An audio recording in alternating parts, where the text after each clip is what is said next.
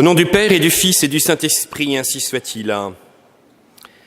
Mes frères, cette parabole de la 11e heure qui nous fait rentrer dans le temps de Pâques, dans ce temps de la Septuagésime, et qui nous préparera au carême pour reconnaître que nous sommes pécheurs, que nous avons besoin du salut de Dieu.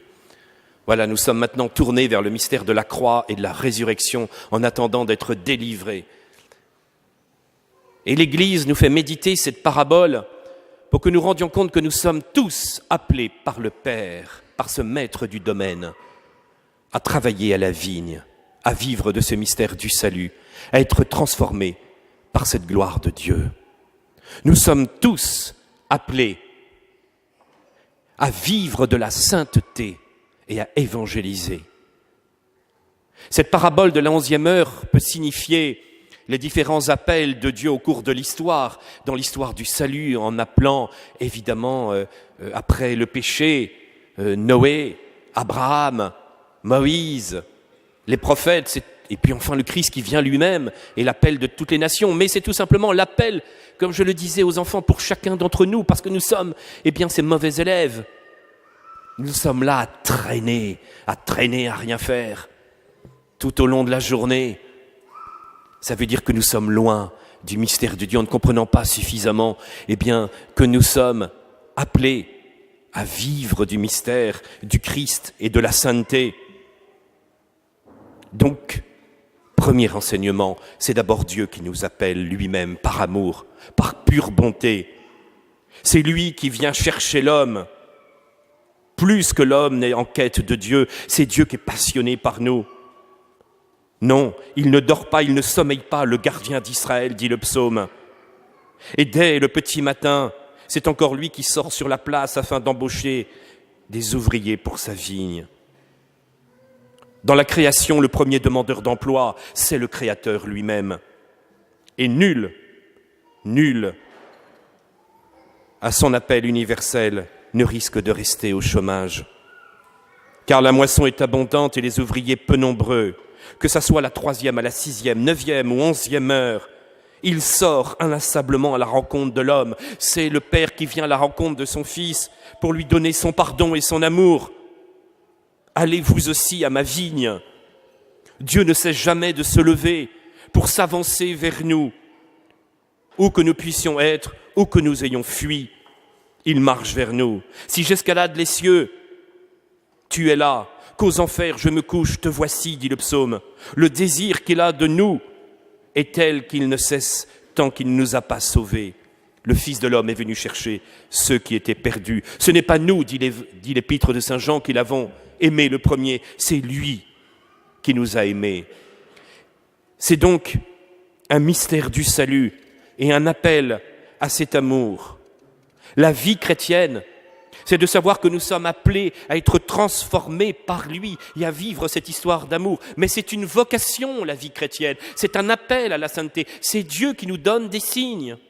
Nous ne sommes pas contraints, mais nous sommes appelés, chacun d'entre nous, à vivre de Dieu et à évangéliser et à témoigner de cet amour. Avant même de se poser la question de la vocation sacerdotale ou religieuse, la vie chrétienne pour chacun d'entre nous est un appel à être transformé par cet amour divin, un appel pour être dans la sainteté. Voilà, chers frères, la certitude d'un tel amour doit nous emplir le cœur d'espérance, au point qu'avec l'Esprit Saint, telle une épouse à notre Dieu, nous disons « Viens ». Car à chaque jour, à chaque heure du jour, Dieu est pour nous. Celui qui vient, dit la première épître de Saint Jean, à chaque jour, chaque heure du jour, cette espérance dynamise et transforme notre vie. Mais Dieu ne cherche pas que des cœurs à aimer. Il cherche aussi des bras à embaucher. Pour le travail de la vigne, il a besoin de travailleurs. C'est le deuxième enseignement de cette parabole. C'est quoi le travailleur ? C'est celui qui est transformé par cette sainteté de Dieu. Il nous a appelés, nous recevons la grâce et nous sommes transformés pour vivre de lui. Dire « Seigneur, Seigneur » fût-ce avec ardeur ne suffit pas. Dieu veut bien sûr des âmes brûlantes, Il veut des vies agissantes et qui fructifient, nous dit l'évangile de Jean, et l'image de cette vigne, symbole dans l'Ancien Testament déjà du mystère du salut.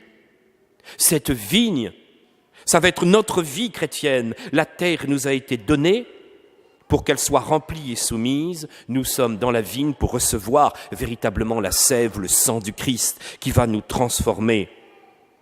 Cet appel universel à la sainteté est rappelé, je vous le redis, dans le Concile Vatican II. Voilà quelque chose que l'on a oublié. Il ne peut plus être question de dire que la sainteté et la mission seraient réservées uniquement à des groupes d'hommes, ou qu'il y aurait uniquement tel nombre d'élus. Nous sommes tous appelés à être transformés, ou que la sainteté serait réservée à quelques moines ou à quelques élites.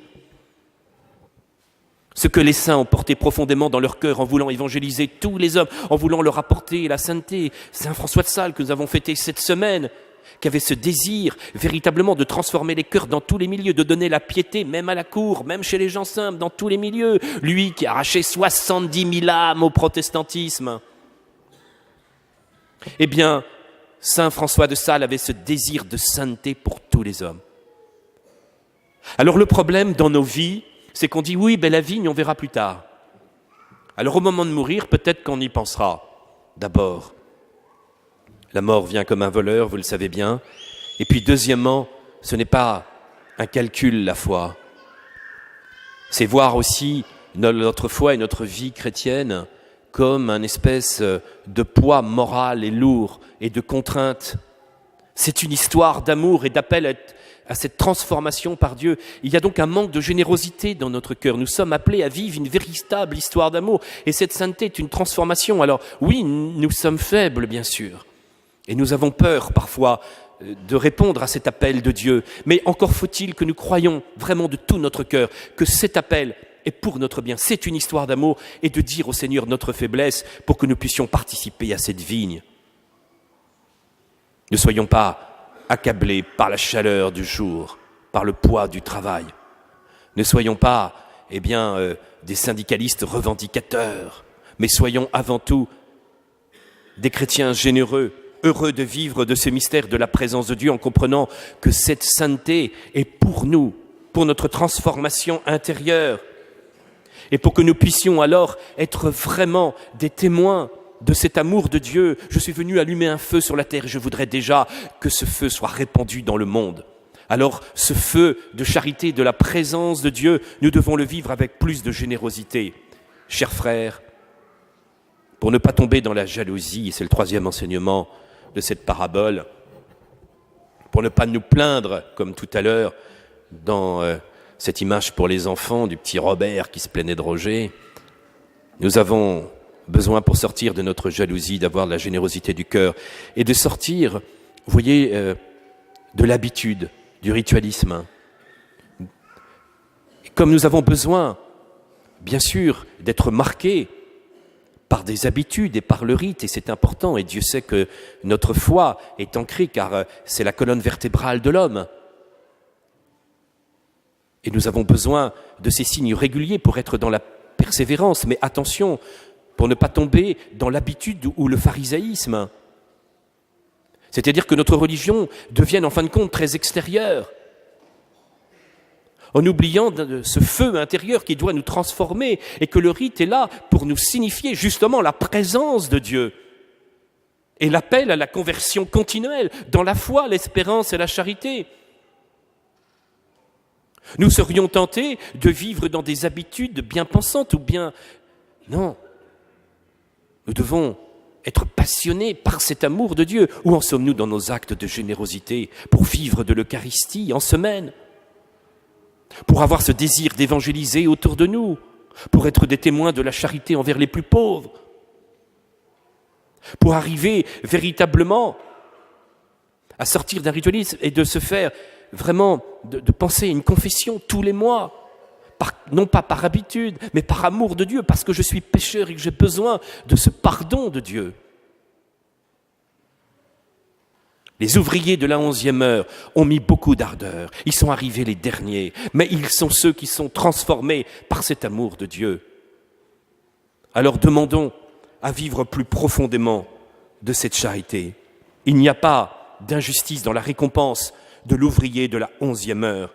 Chacun a été appelé, dès qu'il est apparu sur la place de l'emploi, à chacun de nous de répondre, à chacun de nous de vivre de cette charité, à chacun de nous d'être dans la joie, de pouvoir donner notre vie à Dieu. Et je terminerai sur cette joie de pouvoir donner toute sa vie au Seigneur et de penser dans les familles aussi aux vocations. Les ouvriers de la 11e heure, c'est aussi l'appel de Dieu pour un service total. Vous voyez, on se plaint du manque de prêtres dans l'Église, mais y a-t-il un vrai désir dans les familles qu'un enfant puisse être totalement donné au Christ? Alors certains diront, bon, prêtre à la rigueur, mais enfin notre fille religieuse, enfermée dans un couvent avec des vieilles bonnes sœurs, qu'on ne verra plus. Il y a très souvent un manque de générosité du cœur. Eh bien, je vais vous dire, nous n'aurons pas de prêtre s'il n'y a pas un désir aussi de donner des filles. Voilà, au Seigneur. D'une vie consacrée, parce que les femmes vont engendrer des prêtres. Et ces femmes, dans leur vie consacrée, vont pouvoir, dans leur prière, donner des vocations. Alors attention à pas vivre une autre nouvelle forme de misogynie, en sachant que non, il n'y aurait pas pour ces femmes de vie religieuse, ou au contraire un certain égoïsme.